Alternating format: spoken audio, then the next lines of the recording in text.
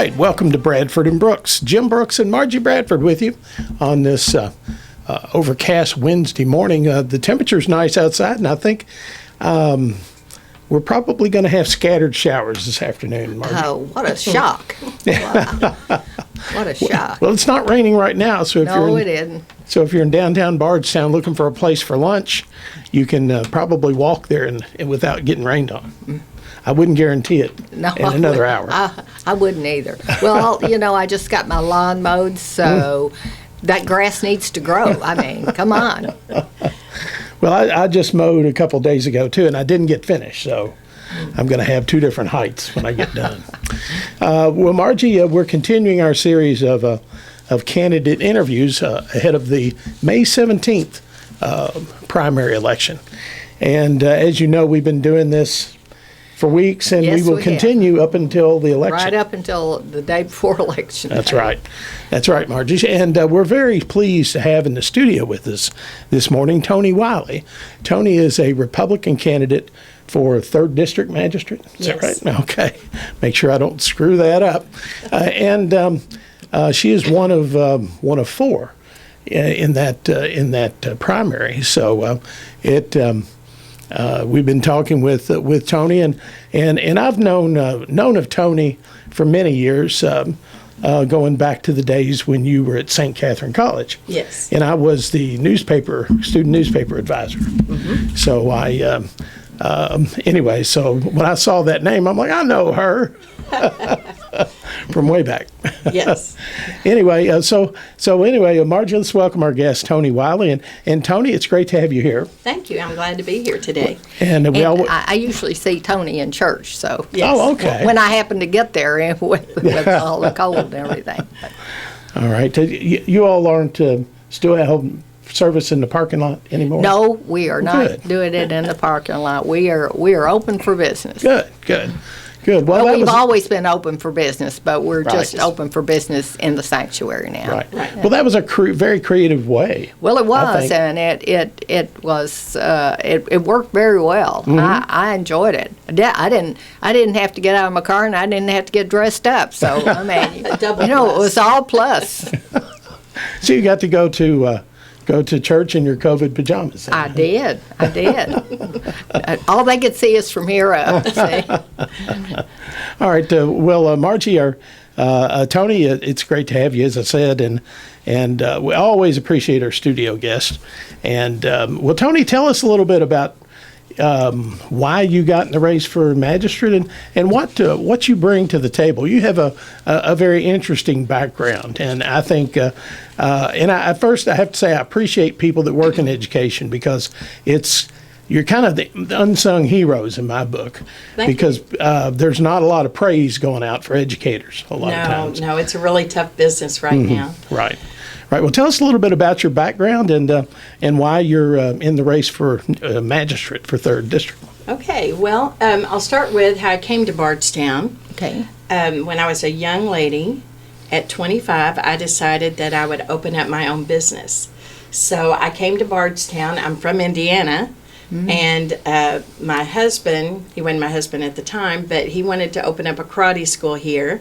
And I went ahead and moved here without knowing anybody, and I opened up Galaxy Travel on like a $5,000 loan with a small business. I had it paid off in 2 years, and later, because of technology, I ended up selling it because people didn't need travel agencies the same way. But it was a great career because I got to help people make their dreams come true with vacations or business travelers, emergency travelers. So it was really a great industry that I loved, and it was my identity. I was Galaxy Travel. Mm-hmm. But then I had to change. Mm-hmm. And I think that's one of the big things I bring to the table is I'm flexible and I can roll with the flow because I've had to do it a few times. Mm-hmm. So I was so fortunate I got a call to become the director of admissions at St. Catherine College. Mm-hmm. Now that is a place that is near and dear to my heart because the sisters, I'm not Catholic, but I just appreciate so much of what they bring to the table and their care, the love they put out. It was a beautiful place out there and a small college. And so I helped people that weren't ready for that big environment yet, and I could help them grow into their adult shoes, and they could become independent and do the things they needed to do. But while I was there, I got another call, and that is to work for the job I have now, which is with Kia. And my shtick is, it's not the car company, but Kentucky Higher Education Assistance Authority, big old mouthful, so we go by Kia. And you may know us more as KEYS. We do the KEYS scholarship for students. Oh, yeah, great. Where they earn that money in high school. Yeah. So I'm a counselor. I serve 9 counties, including Nelson County. And I help them. I think it's more like a motivational speaker when they're younger. The last few months I've been in 8th grade classes all across my 9 counties, and that's been fun. Big difference with seeing how COVID has affected some of the schools. Some of the 8th graders are way behind the 8 ball. They just don't know things that are common sense that they should know by that age. Some of them obviously have some social skills that need work. They're either still remaining very isolated, or they are very exuberant, and so they don't know their boundaries yet. So that's interesting. But with that, I love that job because I help students find money, and even people, whether they have a little money or a lot of money, our state right now does so much to help students go to college. But just a nutshell on who I am a wife. My husband is Toni Wiley. He has Wiley's Martial Arts. I'm a mother. My son is Shane Wiley, and if you're in the Nelson County school system, he was a character, and people know him pretty well. And his family, he's got Ashley, and they have a little 2-year-old, Asher. And so that's like the light of my life right now because he's so much fun. I'm a Christian. I do believe in less government. I think less is more. And I believe in the rights to bear arms, and I believe in the rights of babies. I think babies are miracles. So I just want to fight for them if I can. That's where I stand on those things. But the whole time we've been here, it was surprising to have to leave Galaxy Travel. It was very surprising that I left St. Catherine College because, again, I thought that's who I am, that's what I'm going to be. Right.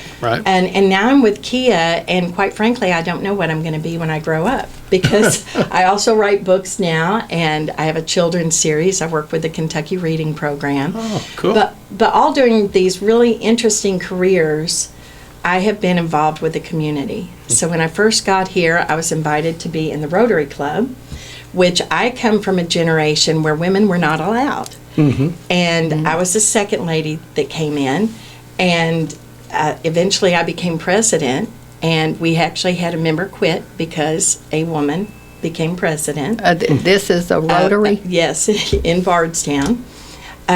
Because they felt really strong about it, and I respect that they felt really strong about it, but I did too, and so I kept my name in the hat, and I did become president, and the one that they thought should be got it the year after me, which was great, and that was a great person too. He did a fantastic job.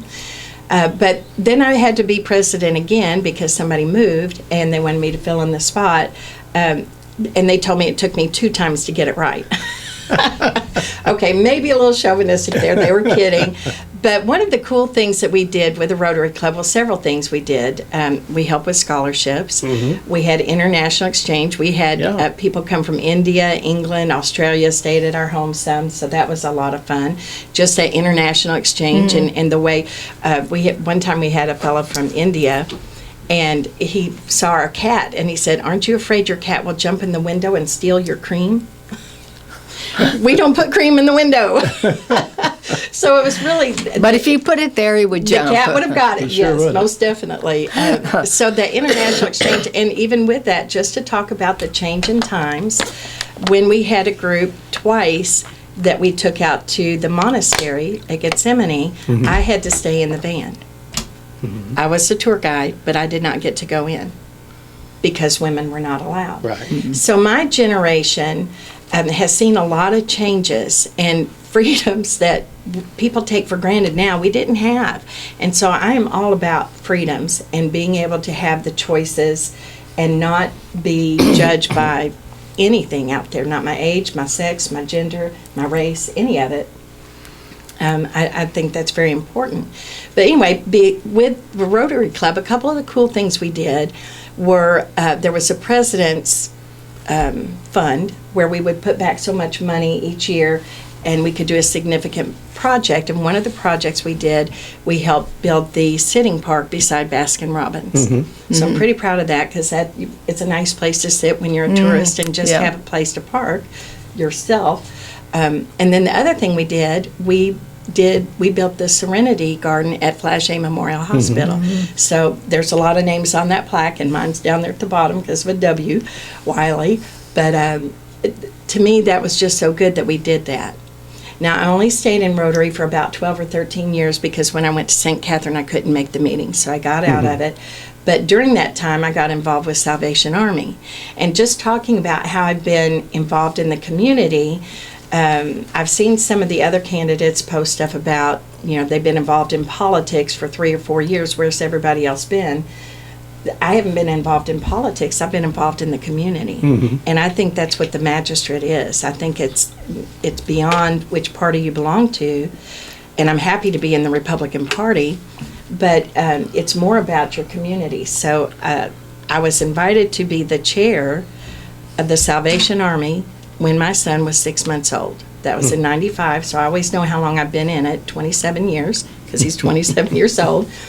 But when I started, it was a small group, and my son was 6 months old, October, right before the Christmas Kettle campaign, which is huge. Right. And we had just a small group, and I'm so happy to say, as of today, the last Christmas parade we had, I've got 4 generations in Nelson County that have been involved with Salvation Army. My mother, father-in-law, Ann and Bob Wiley, me and my husband, our son, and now Ashley and Asher. Because Asher helped with the parade. He rode up front in the canteen with us, and he cheered everybody as we went along. And he actually helped ring the bell for me. We get more money when you have a little baby up there because they're so cute, so you get more money in the kettle. But with that, when we started, our budget was about $9,000. And this is one of the points that I really want to bring forward, is that Salvation Army and me am very efficient and effective and fair with where our money comes. Over the 21 years that I chaired that, I had to step down when my father-in-law got ill. But during that time, we went from a small group, my husband and mother and father-in-law in the living room floor rolling pennies, nickels, dimes, and quarters from the campaign every night trying to get that money counted, to when I stepped down 21 years later, we had a working budget of $100,000. Wow. Now, just to let you know where that money comes from, we had some very generous bequests that send money in when they passed away. Our mail appeal, the Christmas Kettle, and the Kroger gift cards. Those are such a benefit when people buy those gift cards. That helps us provide gas cards for people, meals for people. So it really grew and enlarged tremendous part because we have a very generous community. And Nita Westrup chaired our Christmas Kettle, has been for a long time now. Gary Clifton was our treasurer. And so we had a lot of good people. But why I'm talking about that is, in all the groups that I've been in, it's to put back into our community. Even recently, a year ago, almost 2 years ago now, the city council, the anti-drug coalition, asked me to write a play to help discourage drug use in the elementary schools. So we've written it, we've workshopped it, but because of COVID, we haven't been able to bring it in.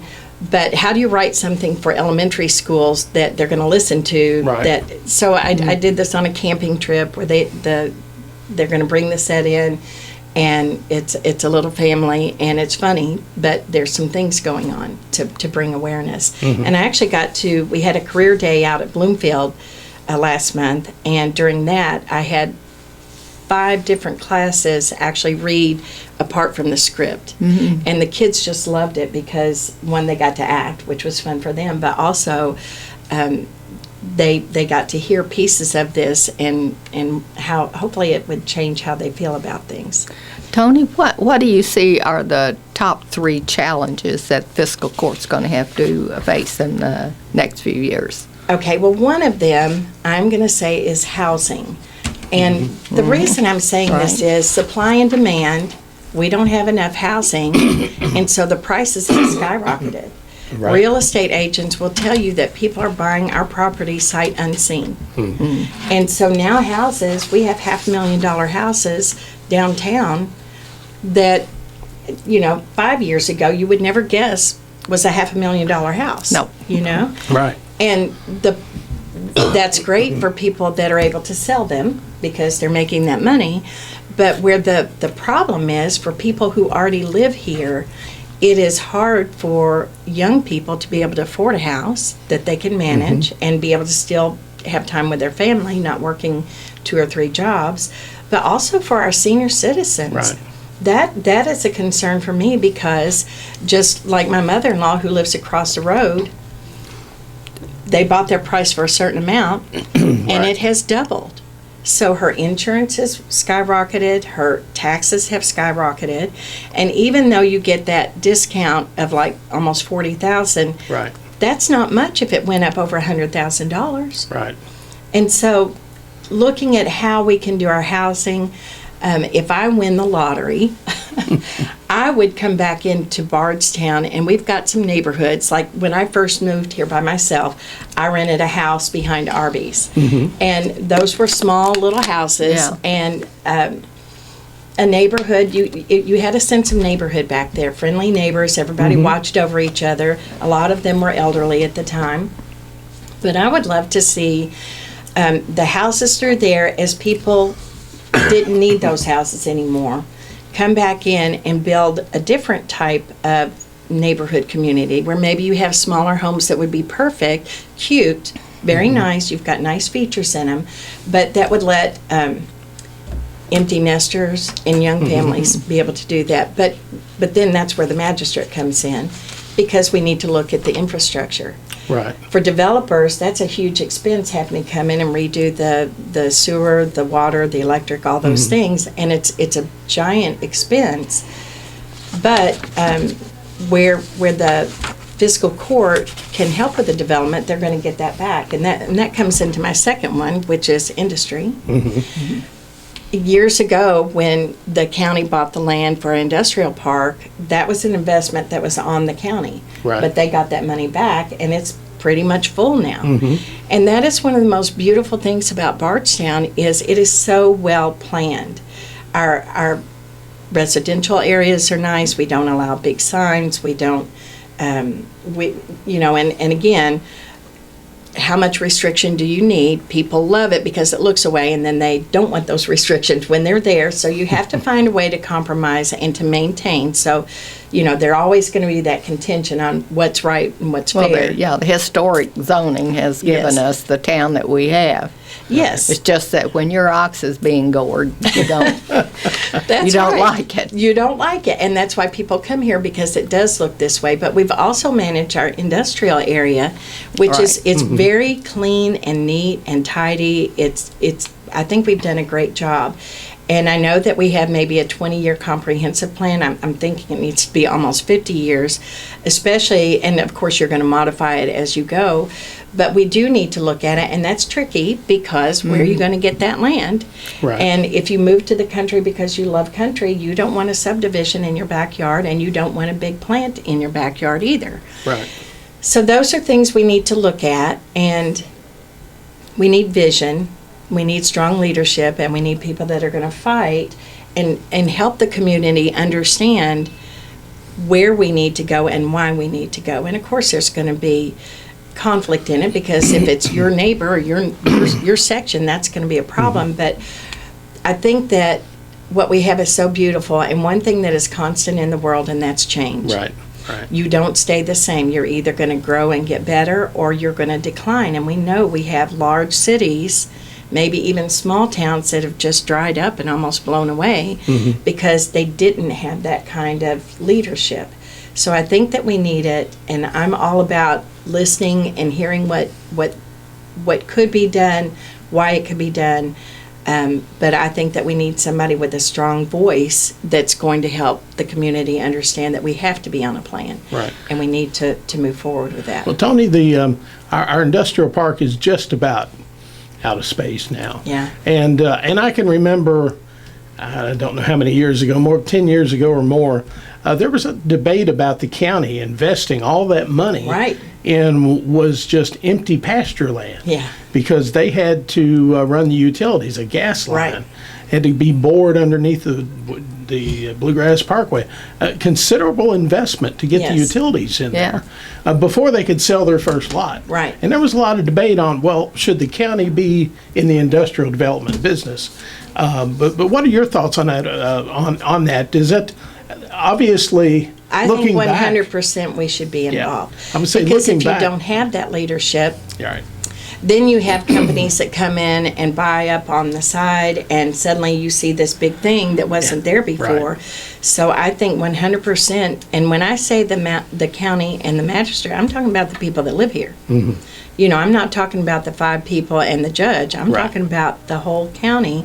You come to your magistrate and you say, I'm okay with this or I'm not okay with it, and you work together till you find a plan that's going to work the best for the whole community. So yes, I do think it needs to be that way, because in 20 years, I'm going to be older and I still want to live here, you know, and I still want it to be a beautiful place. My whole family, 5 other siblings, are across the river in New Albany. But I love Kentucky and I love being here in Nelson County because it is such a good community. We've got great people that live here and they interact. And I want to see it stay that way, so that when I'm in my 80s, I don't have to worry about having to move because I can't afford it, Right. or because it's not the kind of place that I still want it to be. All right. Well, we need to get some commercial breaks in before the top of the hour, and so we'll get these done, and we'll be right back with our very special guest, Toni Wiley, who is a Republican candidate in the primary for 3rd District Magistrate. We'll be back after these messages. Stay tuned. Count on Springview Hospital for quality health care close to home.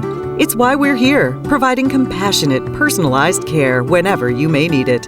So you, your family, and our community can all thrive. Because no matter where you are in life, nothing is more important than your health. Springview Hospital. From the routine to the unforeseen, count on us. Learn more at springviewhospital.com. Tim Hutchins, Republican candidate for Nelson County Judge Executive, invites you to attend his listening tour every day, Monday through Saturday from 7 to 9 a.m. Come tell Tim what's on your mind and your concerns. Tim will be at Bluegrass Seed and Fertilizer on Bloomfield Road Thursday from 7 to 9, on Friday at M&M Get and Go in Balltown, and on Saturday at the High Grove store. Paid for by Tim Hutchins, Republican candidate for Nelson County Judge Executive. Follow Tim on Facebook, Tim Hutchins for County Judge. Spring is our favorite time of the year at MVP Garden Center, located on the New Haven Road just a few miles past the Bluegrass Parkway from Bardstown. Beautiful plants, flowers, trees, shrubs, and of course we have the largest selection of mulch, lava rock, and decorative rock, over 2 acres of it.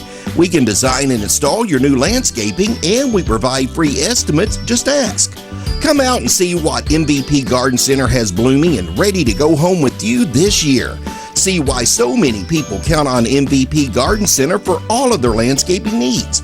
Mother's Day is May 8th, and MVP has beautiful annuals, perennials, hanging baskets, and other great blooming things to give Mom. A Kentucky proud facility, MVP Garden Center on the New Haven Road just a few miles south of the Bluegrass Parkway from Bardstown.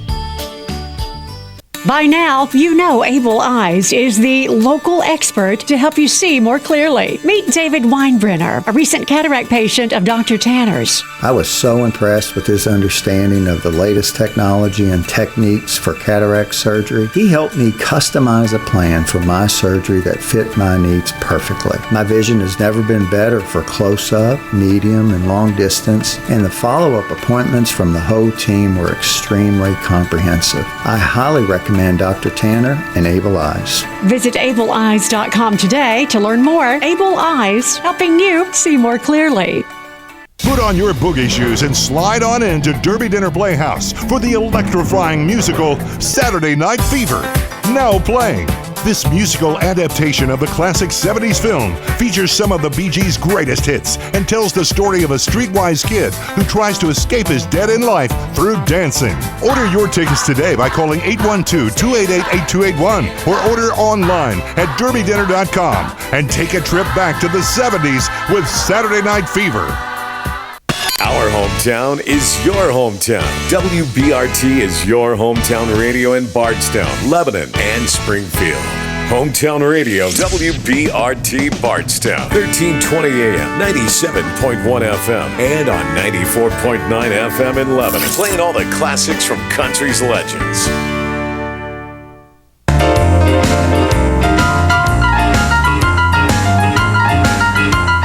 Welcome back to the Bradford and Brooks Show, live on WBRT 97.1 FM and 1320 AM. Also, streaming live at WBRTcountry.com.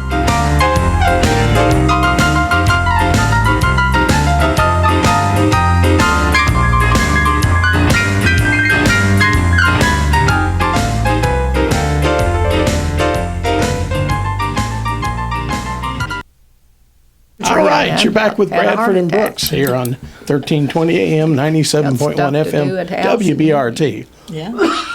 Very few people do it. Pardon me. Oh, mercy, pardon me. Back with our very special studio guest, Toni Wiley. Toni is a Republican candidate for 3rd District Magistrate, and she'll be in the on the ballot for the May primary. Pardon me.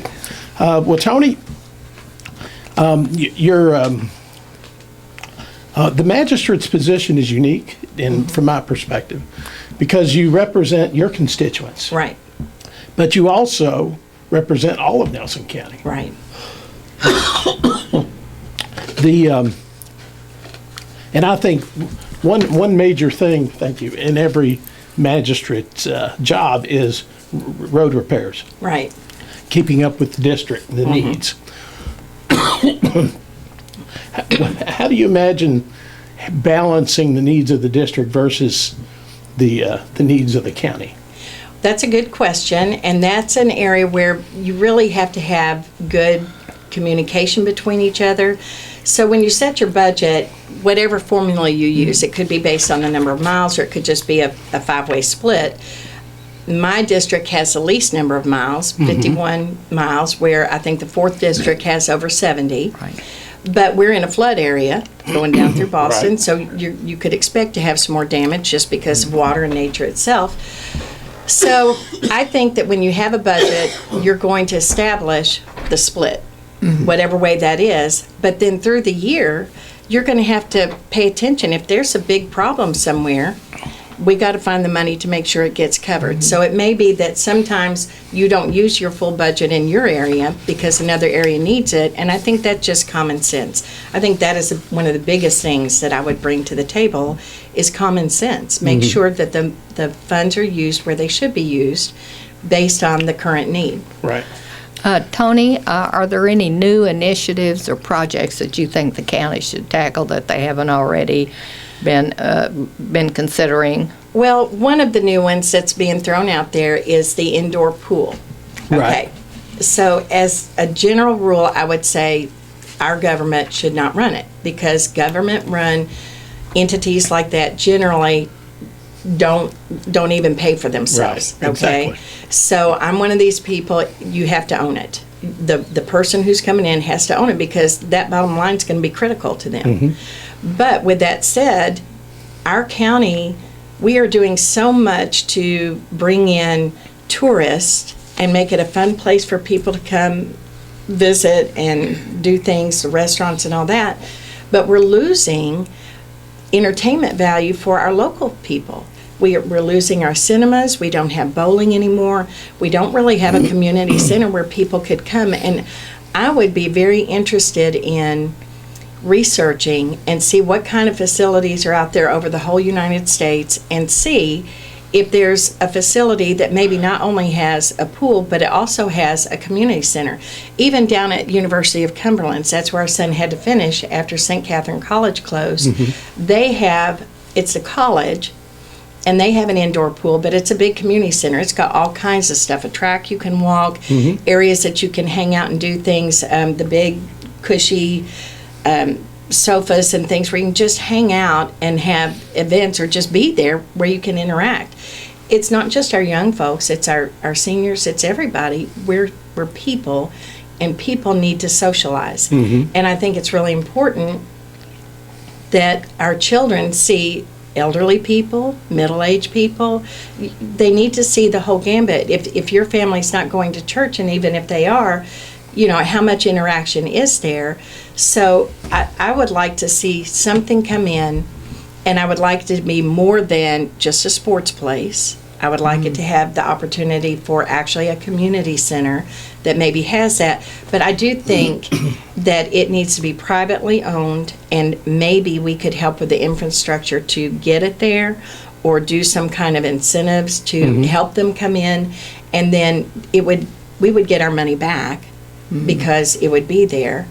But I think that we desperately need something. Even when we had, what was it, the Great Escape, the play center for kids, that was so much fun. You could go have a movie, watch cartoons or whatever, and the kids could play, and that was privately owned, and it was hard to make it. And I will say that anything with entertainment, that kind of area, COVID put a crunch on all those. So how do you avoid that? Well, I don't think you can, but I am one, and this is another reason why I'm running. There's so much chaos in the world. I want to make sure my home area, the people in it, feel like there's hope. I believe in the human spirit to soar, and I think that we need to look at these things, and I hope that in our planning that we could somehow do an incentive to bring somebody in that could have this kind of center. Boston has a little community center, and this is so funny because I met David Call. Now that is a competitor of mine, not yet, but when we met, we had a chance to introduce ourselves at the union meeting.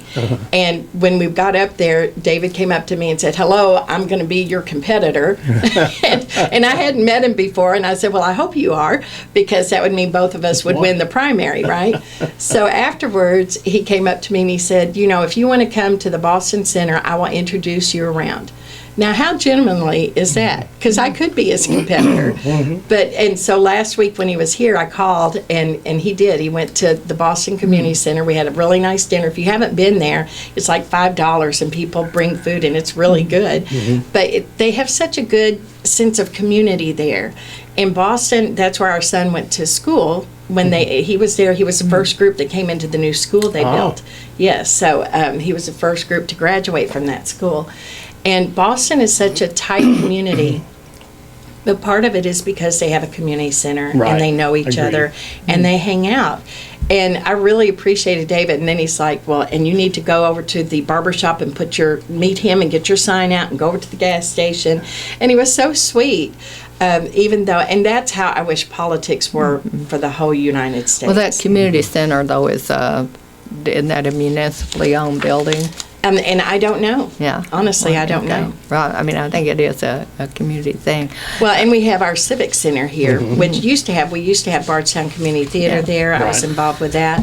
And honestly, I'm not really sure what they do with the building now. But that might be a spot that you could have some things happening in. Well, you mentioned David Collin. One of the things that he talked about was the loss of farmland. That we are losing farmland at an alarming rate. And that I think that he expressed the wish or the idea that maybe we would need to limit when people are building the amount of land they can take up. Well, okay, so that's a difference in our parties, because I would hate to impose a restriction on that. But what I would be, instead of saying what you can't do, I would like to show things that you can do, which is, and I listened to his program and I liked it. He was the same way I am. He's thinking you can come into areas, you can change the type of structure. We don't have very many apartment buildings here, and I don't think any are really more than 2 stories tall. Other than our downtown area, but those are very old. So, if if developers are coming in and you could look at what could we do that could house more people affordably, and that's another thing I always think. That's the big crux. It is affordable housing. It is, and even for our seniors, I always think if I had $1 million, what would I do? And I think I would love to build like a community where everybody shares a front yard and a gazebo and a grill and picnic tables, but you still have your own homes. Right. But there's that sense of community, and with the farmland, we've seen what has happened and could happen with our food supply. We may need that farmland. Right. We don't know. That was the point he was making. Yes. And we may need it for livestock. We may need it for, growing our food, our produce. So I think that I just really hope that however we move forward, we do it with intention and design, because that's part of the beauty of being in the country is having those open fields. We have turkeys. We have 6 acres, and we have turkeys that come in. We have a gazillion deer all the time. We have a possum and a raccoon that think they're our pets because we feed our cat outside. Oh, okay. I love the country life, but I also think when I'm older, I might enjoy more of a community life, but we don't have that kind of housing that much here. Right. Well, Toni, the Judge Executive Dean Watts has made it, has spoke to this a number of times, that at some point in the future, the expenses of the county operations, which includes the Nelson County Jail, Nelson County EMS, and the landfill, those expenses are going to outstrip the revenue stream currently that the county has. And there'll have to be some decisions made, to either increase the revenue or find a way to reduce expenses. What are your thoughts on taxation? I mean, nobody wants to pay higher taxes, right? But at some point, I think he's right. We don't know when that point will be, but that's something a future court and Judge Executive will have to address at some point. Right, and our property taxes are really high because the values are so much higher than when you bought and budgeted for your home.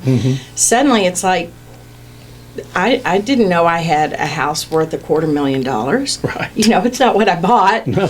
And maybe it has that value, but my income hasn't changed. That's my revenue. So I understand that we have to do that, but we do have some areas that we have to take care of.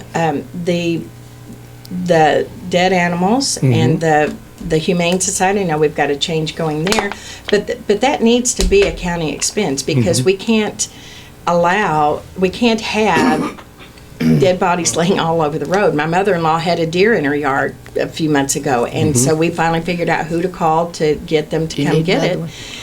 And she's 81. I told her age, sorry. And we're proud of her age, but she can't go out and get that deer. My husband has health issues. I didn't want him to go get that deer. I'm strong, but I'm not sure I could have handled it. And so people need that kind of service. We don't want to leave those things around the road. That causes more accidents, more problems. So we need it. That's a county expense. How do you handle it? I don't know. Those are things to look into. But, it seems like do you pay per time that somebody has to come get it? Well, then, if that was the case, somebody drag it over to the road where it's the county problem, not the individual problem, Right. So I'm not real sure how to handle that. The occupational tax, I think, is $75 a year per person. Right. If that raised up 25, that people could handle $25 increase over a year, I would be okay with that. They're the people working.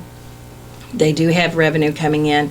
I would be okay with that, and I think that would be a pretty good source of money coming in that wouldn't hurt so much. But when you keep changing the property tax and even our vehicle taxes, my gosh, they went up. And my car has over 222,000 miles on it.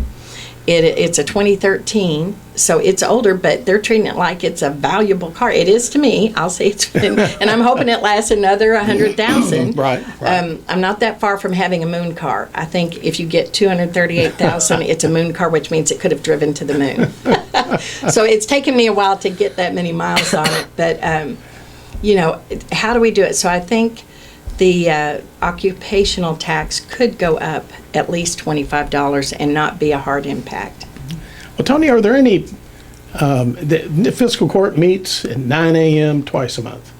Do you think that there's room to adjust that schedule for like evening meetings? Now, there's very few visitors that come to fiscal court unless there's something on the agenda of interest. Right. And so they've kept the meetings.